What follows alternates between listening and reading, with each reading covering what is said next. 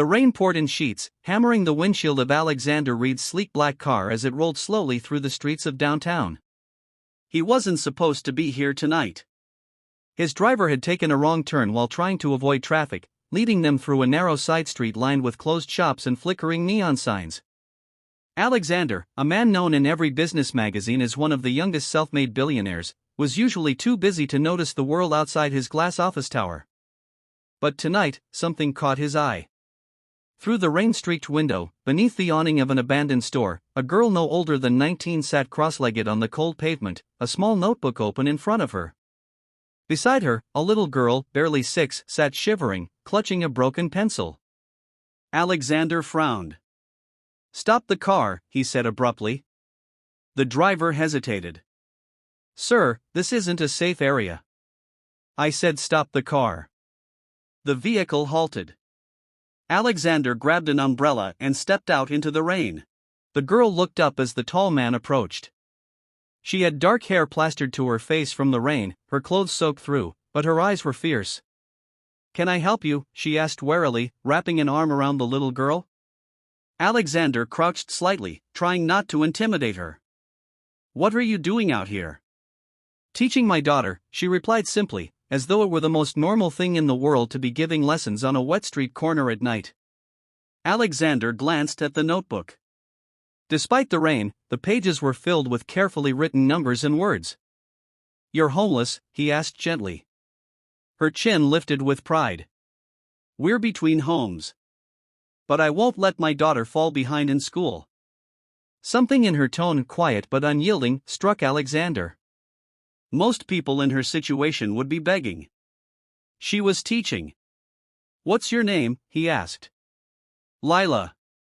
And this is Rosie." Rosie gave a shy wave. Alexander looked back at the car, then at the girl huddled in the rain. Something in him, something buried beneath years of boardrooms and profit margins, stirred awake. "Come with me," Alexander said. Lila's eyes widened. "Excuse me?" "I can't leave you here in the rain," he explained. "I'll get you a meal and a warm place to sleep tonight. That's all. No strings attached." Lila hesitated, then nodded slowly.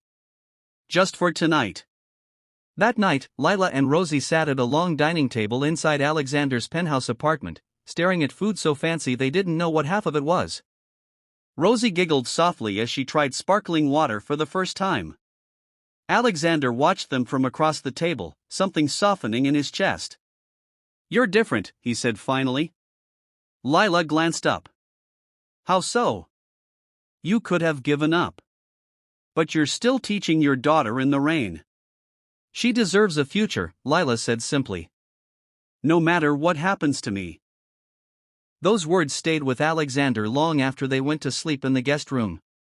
The next morning, Lila was gone. Alexander found her outside the building, holding Rosie's hand. "You could have stayed," he said, stepping toward her.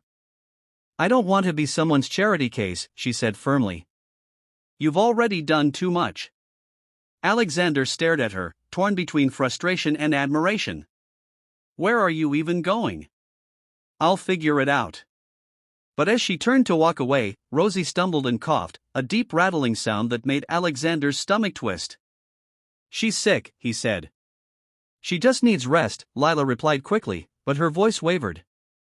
Within the hour, Rosie was in a private clinic.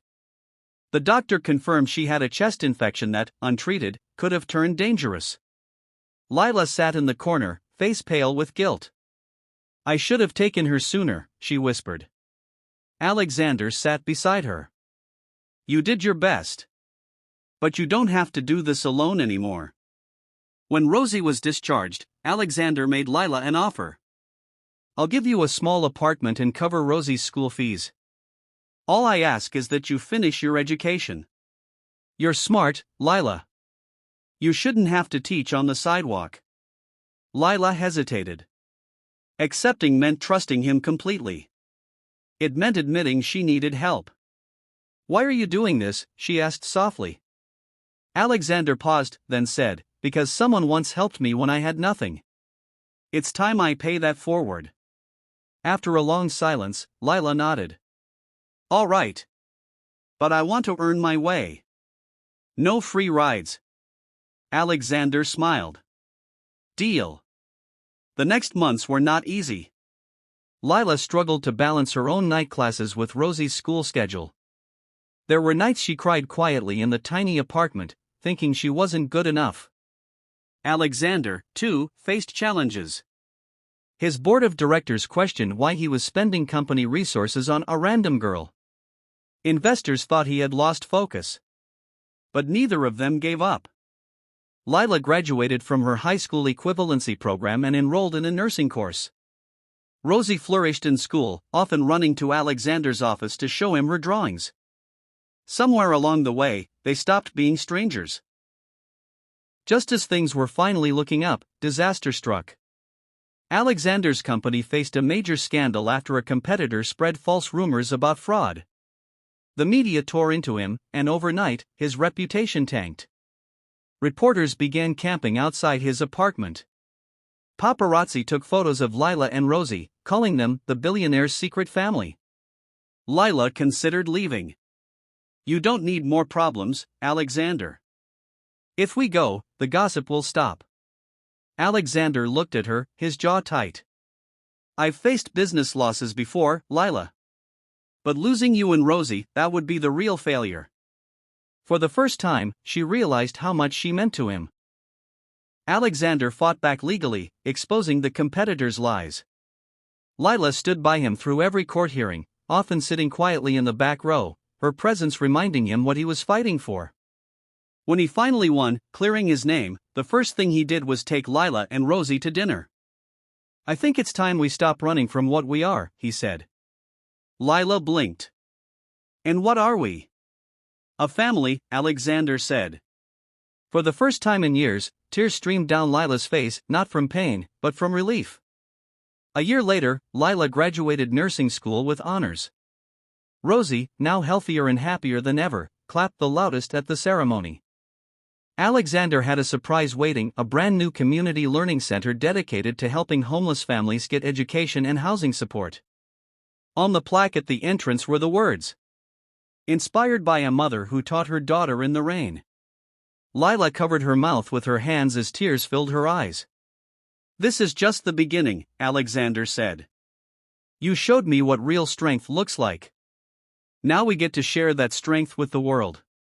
Years later, Rosie would tell people about the night her mother taught her multiplication under a broken streetlight and how a stranger stopped his car and changed their lives forever. But for Lila and Alexander, it was never about wealth or status. It was about second chances, courage, and love that grew from the hardest of places. And sometimes, love was enough to shock the whole world.